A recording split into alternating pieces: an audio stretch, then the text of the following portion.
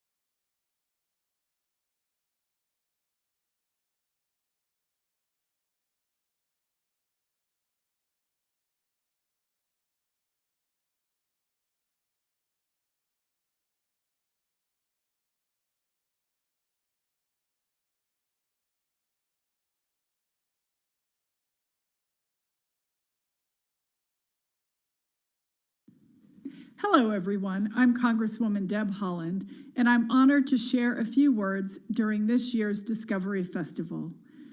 The 6th Annual Discovery Festival, hosted by Big Brothers Big Sisters, has become a wonderful tradition, providing a wide array of opportunities for New Mexico students to discover the future of STEM. New Mexico is home to many historic and consequential scientific breakthroughs, discoveries that range from revolutionizing the way we'll power the cities of the future to expanding our ability to explore the cosmos. This year, for the first time, Big Brothers Big Sisters of Central New Mexico is hosting Discovery Fest virtually.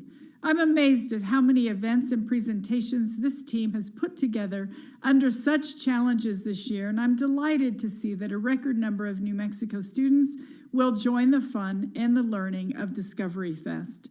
New Mexico is an amazing home for technology, and our kids are in a great position to learn more and take advantage of our state's unique and important role in the national tech space. In Congress, I support expanding STEM. Opportunities like Discovery Fest and fighting for resources for your incredible teachers, because I know how important science, technology, engineering, and math will be for our future. I want to let you all know about my annual Congressional App Challenge that invites students to come up with one-of-a-kind apps and have their app displayed at the national level. Students learn to code, manage a project, and learn more about technology. In that spirit, I'm thrilled to welcome this future generation of innovators, inventors, and explorers, and all the incredible teachers developing these bright young minds to this year's event. Our beautiful state of New Mexico, America, and frankly, our whole world's future will be counting on the creativity and innovative spirit of you young people. So I want to encourage all the future physicists, researchers, biologists, and engineers watching right now to keep reaching for the stars. Learn all you can, and most of all, have fun at this year's Discovery Fest. Thank you. Good morning. Thank you so much, Congresswoman Haaland. Welcome to the close, or almost to the close. All my days are blending together now of the beginning of our third week of our virtual Discovery Festival. My name is Will Tapia, and I am so happy that you are all joining us this morning for this live stream. A couple of quick notes, as I always do. I want to talk just real quick about what Discovery Festival normally is and then what it looks like right now during this pandemic. So outside of 2020, Discovery Festival is a one-day in-person event held at the Albuquerque Convention Center. We get about 3,000 students from all across central New Mexico and 50 plus exhibitors from various areas of STEAM. And as we all know, STEAM stands for science, technology, engineering, art, and mathematics. So it's a blast. It's this incredible event. So please, once this pandemic is over, please plan on attending and bringing your school to it. You will not regret it. However, 2020, as we all know, finds us in a pretty difficult situation. Due to the novel COVID-19 pandemic, we've had to move our entire festival all online. And so we've opened it up to students across the state of New Mexico who now are no longer limited by driving distance to the convention center. And so it's really awesome. We have registrations and historic registrations from all across the state, as far up as Los Alamos, Santa Fe, Espanola, all the way down to Las Cruces and further south. So this is super exciting for us to do this festival in this virtual space. And instead of having just a one-day in-person event, as we have had in the past, Discovery Festival is now the entire month of November. It's 3.5 weeks up until Thanksgiving week of November, where we're inviting various exhibitors, again, from all different areas of STEAM, to host a series of live streams. What's great about these live streams is our students and our teachers who are watching can share where you're watching from and ask questions live on the program. So super excited. We're super excited about that. And so let me lay a couple of ground rules for everyone who's watching. So first of which, if anything happens with this live stream, okay, this is technology. So technology can go down, can have all these kinds of problems.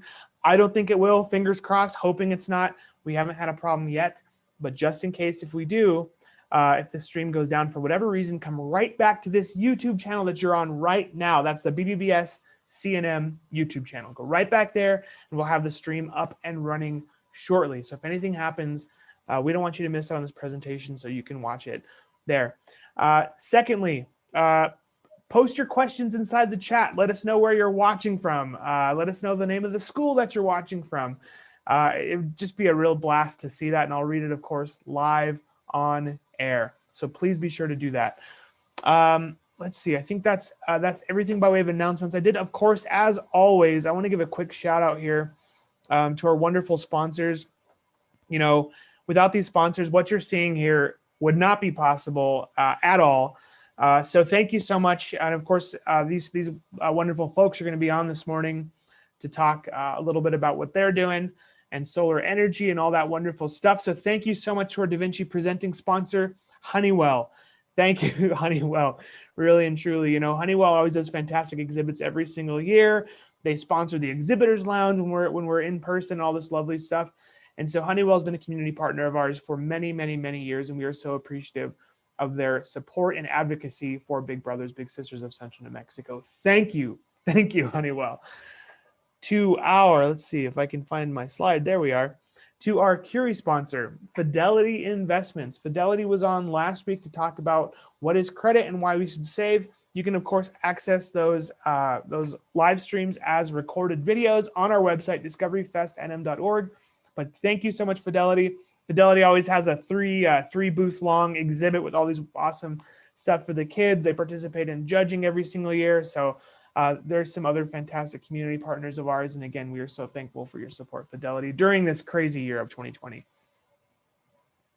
To our ride sponsors, to Aztec Machine and Repair, based out of beautiful Bloomfield, New Mexico. To Air Force Research Laboratories. They're coming on today, actually, this afternoon at 1 p.m. to talk about satellites. That's going to be very, very, very cool. So please be sure to come around and check that out.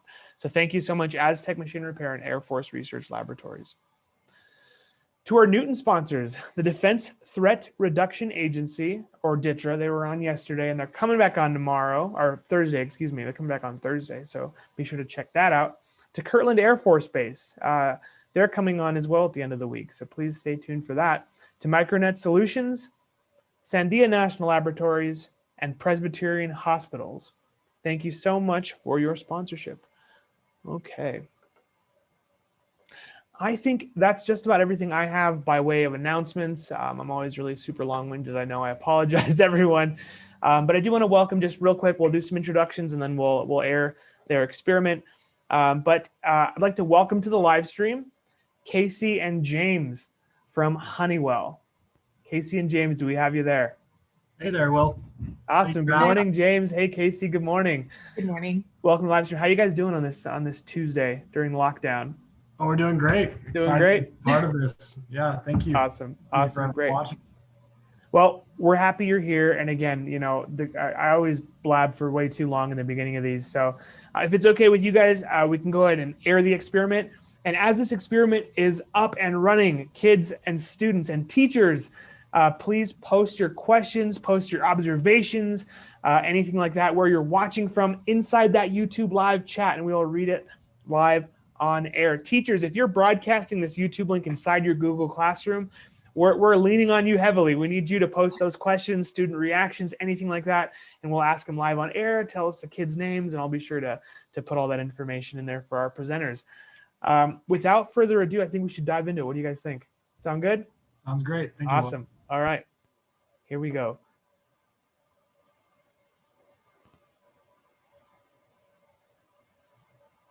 The Kansas City National Security Campus, New Mexico Operations, is an applied science and engineering organization supporting mission-critical assignments and providing technical support for national laboratories and other government agencies. With 5 locations and more than 220 employees, life cycle, logistics support, and maintenance is performed, as well as research, analysis, testing, field operations, and production. Specialized engineers provide quality assurance, circuit board design, electronic component development, machining, in-process monitoring, software development and data acquisition, fiber optic sensor development and equipment. New Mexico Operations is upgrading and providing full spectrum maintenance for secure trailers, communication systems, and lifecycle support of mission-critical hardware and software. Highlighted by complete service at one facility. Our successful history and expertise with secure tractor trailers and escort vehicles is leading the way for future design builds. As a trusted technical leader, New Mexico Operations functions in the areas of radiological search, render safe, and forensics, and responding to and resolving nuclear and radiological threats worldwide. We provide dedicated mission support for lifecycle, logistics, and maintenance. We support customers at numerous sites throughout the nuclear security enterprise by providing electrical and mechanical engineering expertise for weapons programs and special partnership projects. Rapid prototype manufacturing capabilities augments these broad engineering services. With a close proximity to Sandia National Laboratories and Los Alamos National Laboratory, it sets the stage for a strong working relationship. Our engaged employees focus on customers, excel in operations, and prepare for future missions. Uniquely qualified to support the growing needs of our customers, we continue to look to the future with the goal of providing better performance, service, and products. We are proud to provide manufacturing and engineering solutions that are responsive, collaborative, and innovative. It's the people at New Mexico Operations that make the difference. Trusted technical value, strong customer relationships, and proudly supporting important national missions. New Mexico Operations, helping customers for mission readiness. Oh, hi there. We're with Honeywell FM&T. My name is James. I'm an electrical engineer. And my name's Casey, and I'm a mechanical engineer. We're going to be showing you today how to do a solar oven to make some s'mores. What you're going to need for this experiment, you're going to need a pizza box. You can go to your local Pizza Hut and ask for one. You're going to need 2 clear sheet protectors, like we have here. Tape, clear, and duct tape. There. Utility blade or scissors. We're going to be using scissors. Be sure to have an adult with you when you're doing the steps that require scissors. We need a thermometer, and then a barbecue skewer. Also be a little careful, the tip can be a little sharp. Some glue, tin foil or aluminum foil, a ruler, pen. We're using a Sharpie, and then of course the s'mores ingredients. We got chocolate, graham crackers, and marshmallows. Okay, so our first step here is we want to grab a ruler and our Sharpie, and we're going to measure 2 inches on the ruler from the edge of the box inside. So here I measured 2 inches from here to here, and I marked it all the way across, marking a square. Next, we're going to grab our scissors. Be sure we need adult supervision for this one. I am an adult. Let me see. We're going to go in there, and we're going to cut it through here.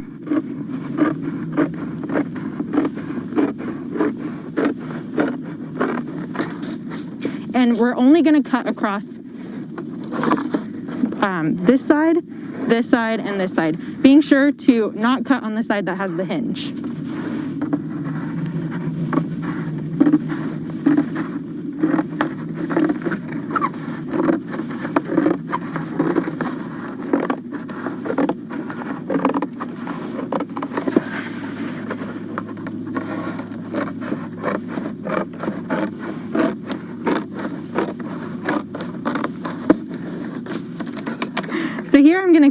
way to the edge so that way we can crease it.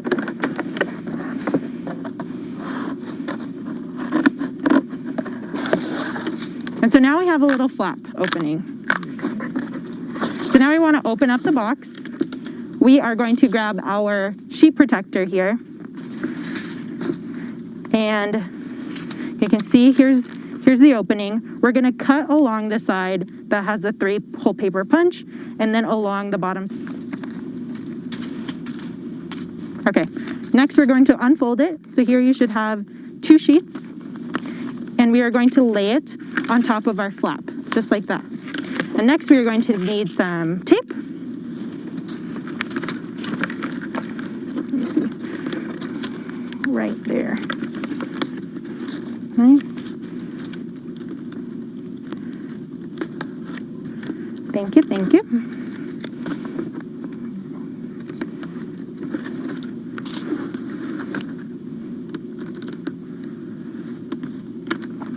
Okay. All right. Good call. So next, you'll notice that we have foil on the box. By this step, you should go ahead and glue or tape. We taped the foil onto the pizza box. This is going to act as the reflective material for this experiment. We're going to take black construction paper. It's important that you choose black paper because it will retain heat better. Approximately in the center, go ahead and lay that down. So next we're going to lay our graham crackers down.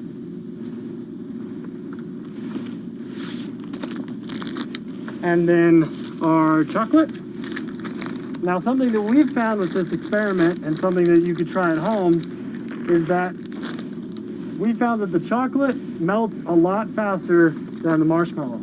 So we have some marshmallows already cooking in a different, the solar oven that we practiced with. And something that you can try at home is different orientations and different order of chocolate, marshmallow, where you're putting it on the cardboard. Put our marshmallows on.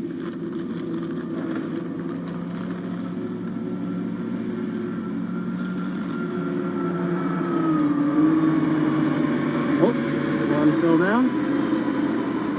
Here we go. Now before we close the box, we need to get our thermometer. Where'd that go? It's underneath the box. All right, thank you.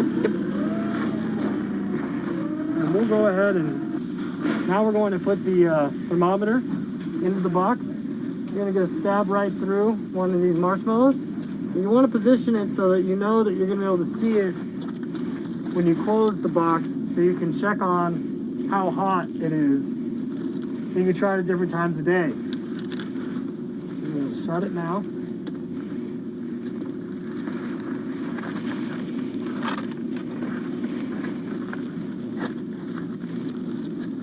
There we are.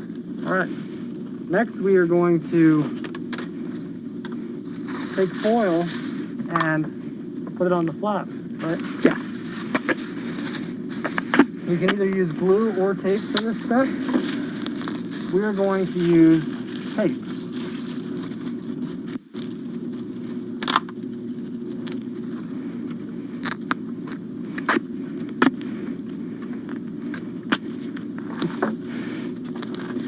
So now we're going to place it in the sun.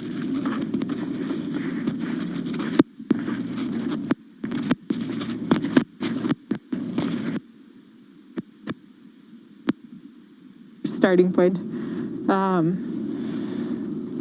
So here we have our solar oven. We're going to place it here on the floor. We can see here that our flap is placed at a 45-degree angle, making sure that our flap is in line with the sun. Right now our starting temperature outside is about 70 degrees Fahrenheit. Over here yesterday we wanted to practice before we made this video for you guys. All right, some practical applications of this experiment are solar panels. You see them all the time in your day-to-day life. And what we're doing today is the same concept. We are using the energy from the sun to cook. And what solar panels do is they use the energy from the sun to store energy that we can use every day for our appliances and internet and power. Okay, so now we're checking up on our s'mores, and you can see they look about done. Our temperature right now is about 135 degrees Fahrenheit, and you can see here that a lot of the chocolate is melted. When you're zoomed in, because I want to push it down. Because when you push it down, you see the chocolate like right there.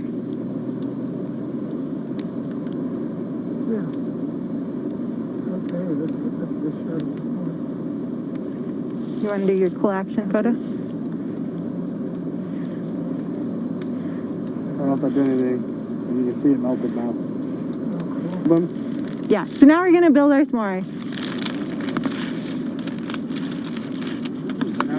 For a while. I'm trying to check on how these are doing. Oh, sorry, I was going to look at the temperature. So the temperature in this one is 140 degrees as well. This is better. Yeah? Okay. Which one you want to do? Got this. Crunch it down. Ooh, get that good action shot. Keep it low. Keep it low. Oops. Yeah.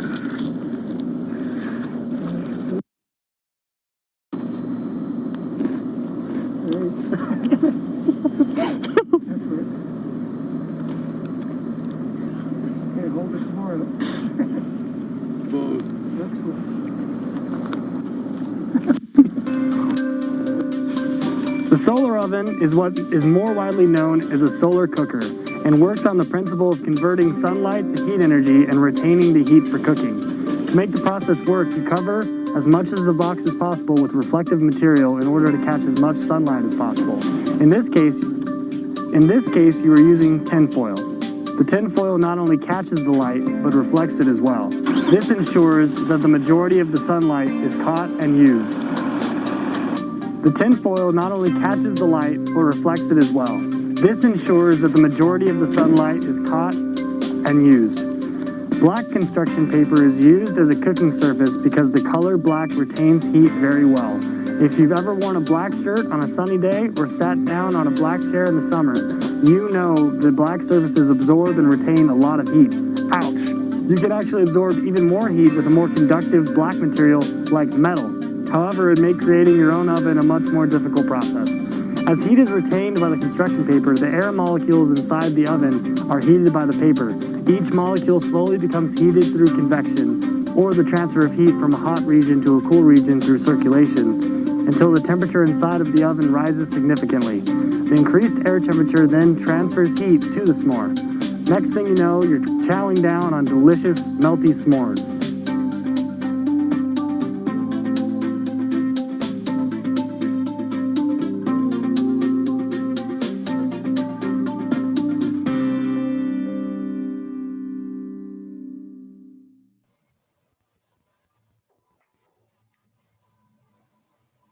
Awesome. Okay, I think that's the video. Let me make sure.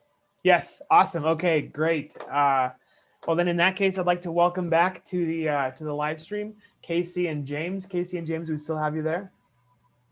Hey, Will, we're still here. Hey there, welcome. We had some students say that that s'mores are really good, so it's pretty awesome. And yeah, exactly. I know I could go for a s'more right now. Speaking of which, I'm hungry now. But we did get some questions come in, so if it's okay with you, I can just dive right in if that's all right. Yep. Awesome. Okay, great. So when you're cutting the pizza box, one question is asking, why does it have to be 2 inches around the edge of the pizza box? It just has to be approximately 2 inches. It's not really like it has to be 2 inches, but you want to have a good surface area around it, so that way you have tape to tape on the clear sheet protector. Mm-hmm. And the reason why you left so much open box top there is to get more sunlight inside of the box. Is that right? Correct. Yeah. So that's something that you can also play with as well. Maybe you increase the space and maybe that absorbs more heat, or even if you have a small hole, then maybe that won't. And you can do the same thing with a smaller box. It didn't have to be a pizza box is nice and easy to do, but you could do the same thing with a much smaller box, and you just have to make sure you have enough material to have a flap where you'll be heating whatever you're trying to cook. Mm-hmm. Well, that would be kind of a fun experiment too for our students. If you're bored during this lockdown, to try different things, right? Take this same kind of model, use a pizza box maybe for one of them, or maybe a empty Kleenex box, right? As a different kind of example, and be really fun to test. Hey, how can I, increase the heat inside of the different boxes? It could be a really fun thing to do during this lockdown.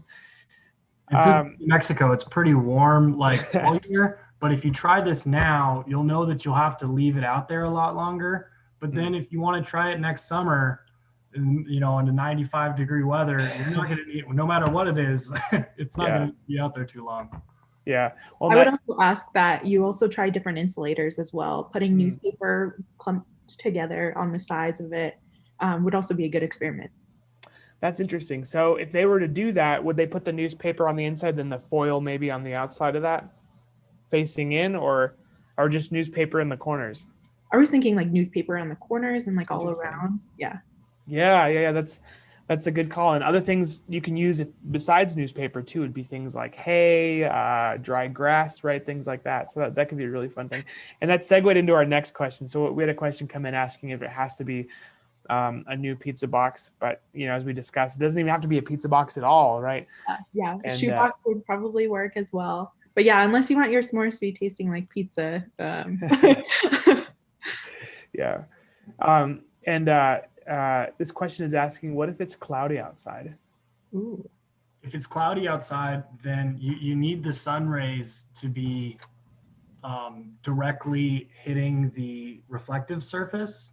So you could try it, but what you're going to find is it's either going to take much longer or possibly not work. And you see that with solar energy as well, is that they work best in areas of the country and the world like New Mexico, where we don't get a lot of cloud coverage. We get a lot of sun. So it's a great place to do solar experiments. Yeah, those 350 odd days of sunshine come in handy with this kind of stuff, Well, with streaming from Seattle, it might not. Yeah, exactly. What if I don't have enough foil to cover the entire inside of the box? So we forgot foil on the first run through, and we didn't have enough. So we found like a sheet of metal that was like a thin aluminum metal, and we just taped that on. So really what you're looking for is any reflective, hopefully metallic surface. So you definitely want your adult to help with, but cans, anything that you can flatten out and use as a reflective surface. There's a lot in everyday life, probably in the recycling as well. Yeah, and it doesn't have to be within the pizza box either. We most want it on the flap itself because we want that light to reflect off that flap and into the box. Okay, that's great. Actually, if you could elaborate on that, we did get a question about how exactly that flap kind of functions to heat up the pizza box. I actually drew a little thing. Oh, awesome! You see here, we have our sun, right? Our sun comes to the earth at an angle, and so it's going to reflect off of that aluminum foil that we have on our pizza box, and and then it goes into the pizza box. And so we have our first layer, which is this is backwards, our plastic wrap. So the ray is able to go through the plastic wrap, and then the black paper is able to absorb the heat. And that plastic wrap also serves two purposes. It helps keep the heat inside of the pizza box. And so we kind of put a few things of tape around it, but you kind of want to make sure that it's fully taped on all sides so that way it helps keep that heat in. And also another experiment you might want to try too is seeing the temperature difference whenever you open up the flap, because whenever you open up the flap, you'll notice that the heat escapes. So then seeing if you keep the flap closed the entire time, sorry, not the flap, the lid, if you keep the lid closed the entire time. Yeah. Yeah. But yeah, you definitely want to play with the different angles as well, right? So if you turn the pizza box away from the sun, it probably won't work as well. But so you want to make sure it's in line with the sun. It'll probably just get warm. It won't get hot enough to melt the chocolate, probably, right? Yeah, exactly. And then it'll also come to an equilibrium point. I think that's around 93 degrees Celsius and around 200 degrees Fahrenheit. Wow. You could really start baking some serious stuff. Yeah, on a good day. Well, and that's we did get a question kind of about that, asking if it has to be hot outside for this experiment. I know you kind of talked about it, James, with the overcast skies, but does it have to be hot outside? No, it's like cooking time, right? You could bake something in your regular oven at 450 degrees and it's only going to take 30 minutes, but if you take it down to 200 degrees, it's going to take, an hour and a half. So if it's 32 degrees outside, you can leave it out there all day and it's not going to cook. But if it's 70, which we still have 70-degree days around this time of year, it's just going to take longer than, I think we left it. It was like 75 degrees outside, and we left it for about 15 minutes in direct sunlight, and the chocolate was melted, and the marshmallows were not gooey like you would want. So the order might be something to work with too. But to answer the question, yes, you can do it when it's not hot, just as long as it's not very cold. Mm-hmm. Yeah. I was just imagining as you were talking about that, just what this would do on 100-day. I think this past year we had a couple of 102 days outside. I think this experiment would melt the plastic on the top of the box. Actually, and again, it's so funny, these interesting segues into our next question, asking if it gets too hot, will that plastic melt? I actually don't know the melting point of plastic off of the top of my hand. And then also the thickness of the plastic plays a part in it as well. So I'm not too sure. Yeah, and I guess maybe if you point I'm thinking about different variations of this experiment where you can, get Like a a mirror from your magnifying house. Yeah, magnifying glass, a mirror from your house, things like that kind of increase that you might get close. I mean, I've seen that stuff get pretty hot. I don't think, I just Googled it, and the melting point of plastic is 338 degrees Fahrenheit. Wow. The inside of that box did reach about 140 degrees Fahrenheit. So it would be interesting to know if you did have a 100-degree day, if it would reach 300, but it might not. Yeah. That would be curious. It's We'll have really hot to melt plastic, apparently. Try it out. No, just Don't throw your plastic bottles in the desert because it doesn't get hot enough it'll stay there forever. Yeah, that's true. That's exactly right. Yeah.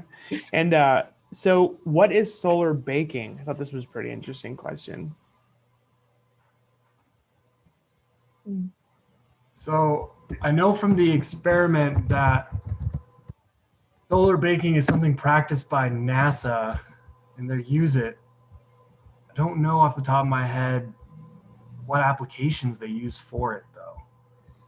Yeah, the only thing that comes to mind for me is I do remember, I vaguely remember, but it was essentially the same experiment, but it's like a whole oven that was like powered by the sun, that all these various reflective surfaces inside and things like that. And so I don't know if that quite answers the question, but I mean, certainly, right? I mean, as we're discussing these applications of this project with the sun and the refraction of the light and all this kind of wonderful stuff can absolutely be used, if used properly, to heat something up enough to get it hot enough to maybe, right? I mean, bake a pizza or something like that, right? Yeah, People cook eggs on the sidewalk in Phoenix during the summer. I mean, you could, if you got a bigger box, you could probably do. Yeah, and I think playing with the different types of foods too. Like I heard that you can like toast bread in here and add a little bit of butter and then melt that butter on top. Or like make nachos is what I heard as well. Put some chips on there and put a little cheese. And so I think you can definitely play around with all the different foods. Monitor the cheese closely though. You don't want it getting too toasty.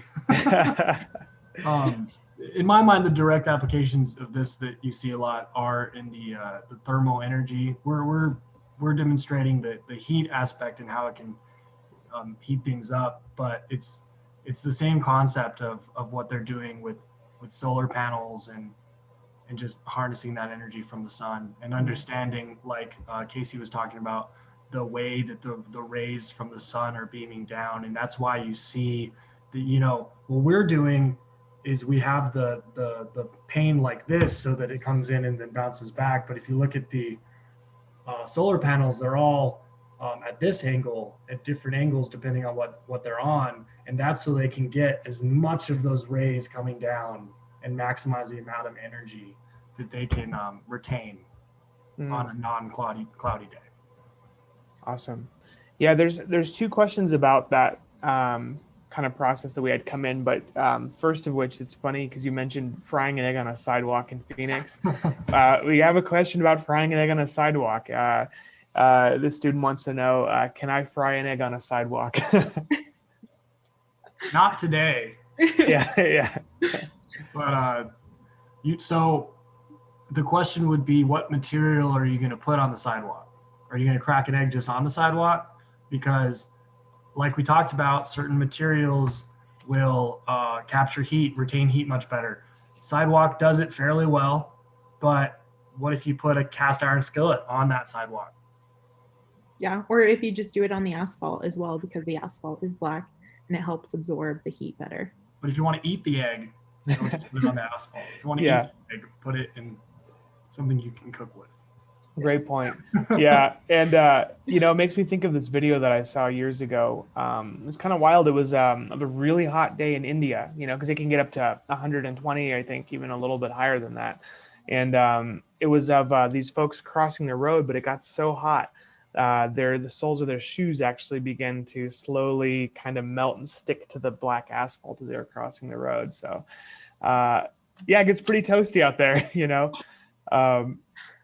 And James, on your second point from earlier, so this question coming in is asking, it's kind of a tough one, but how do solar panels work? So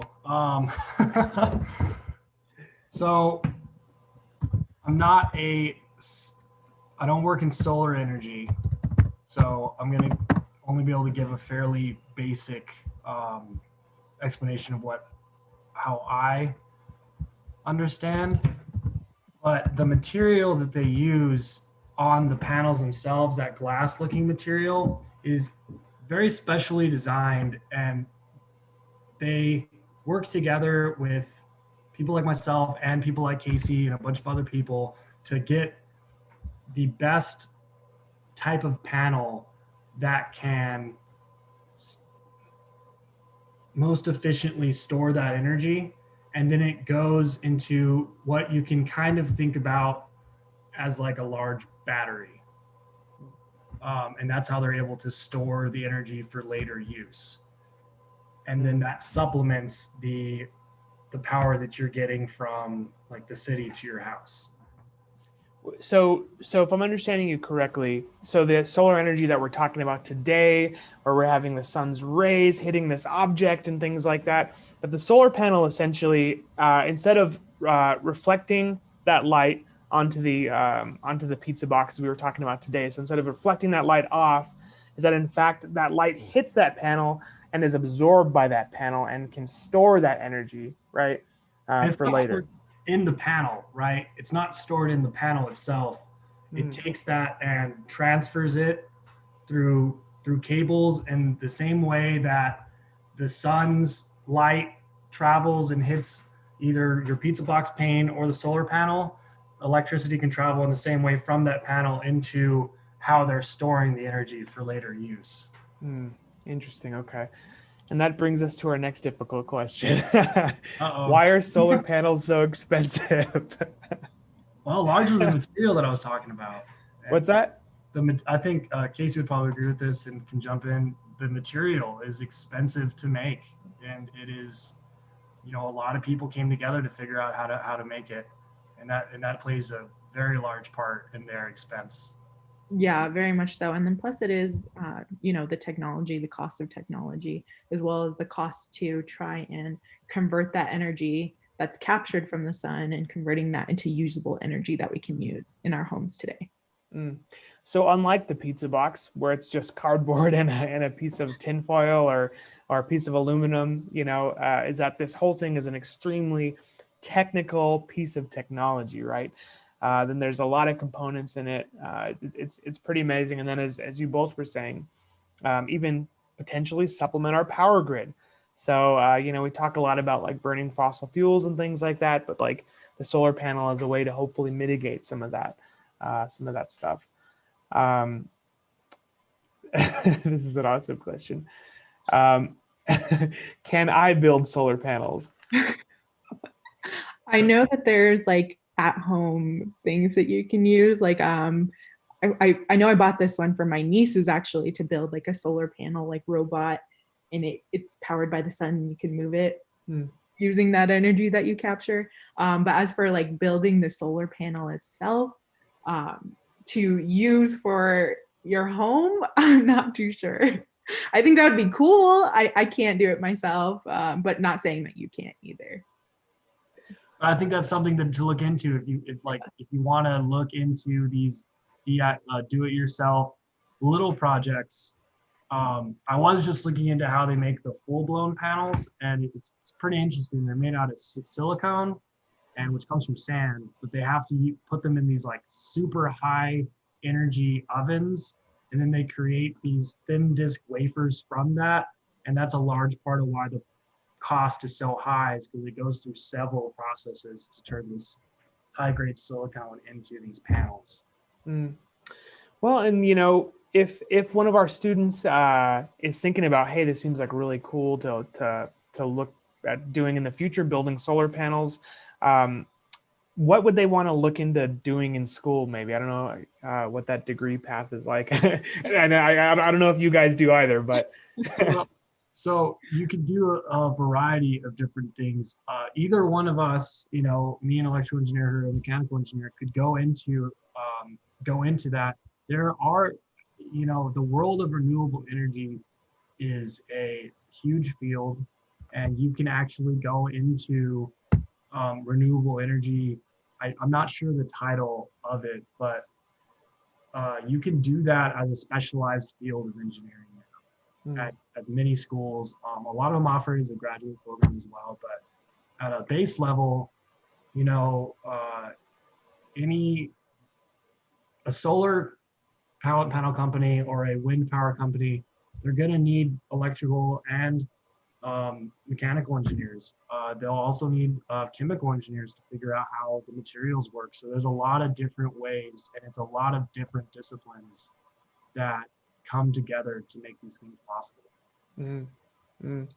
And there's really this whole conversation has been a series of awesome segues right into our next question, very unintentionally. So this is great. But the question that just came in is asking, so will solar panels be able to stop climate change? And I guess maybe this would be a bigger discussion about renewable energy, but as a whole, but on the micro level.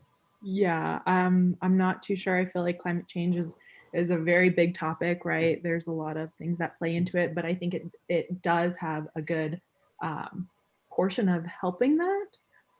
But then again, there's also wind energy that we can look into, all types of technologies being created day to day, and so we don't know. There's so many things. Awesome. Yeah, step forward maybe is a decent answer. What's that? A good sorry step forward. Yes, yeah. I'm sorry. I think I spoke over you there. I don't know if we caught that. Oh, it's a good step forward. For sure. Yeah. And it's it's pretty amazing that this much energy and this much power is provided by something that is shining on my face right now during this entire live stream.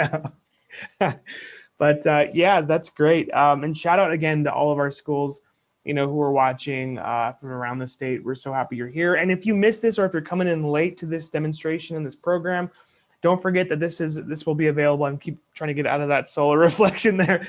That this will be available as a recording on our website. So if you want to rewatch the experiment, if you missed some of the steps and you want to do this at home, just go right back to our website and we'll post this inside the YouTube chat. Go to discoveryfestnm.org. And then go to our calendar. You can find Honeywell there, and you can find a recording of this webinar. Live stream is a better thing to call it than webinar, but yeah, you can always watch this there. Thank you so much, you two, for coming on today. It was such a pleasure.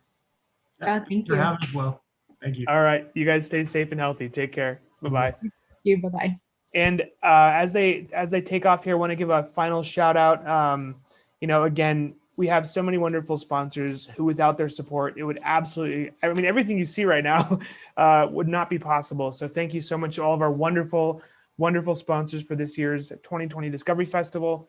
To, of course, our presenting sponsor who is just on today, Honeywell. Thank you so much, Honeywell. Again, we're just so thankful for your partnership throughout the years. Thank you, Honeywell. Thank you so much to Fidelity Investments, another great community partner of ours. They presented last week. They are our Curie sponsor for this festival, so thank you so much, Fidelity.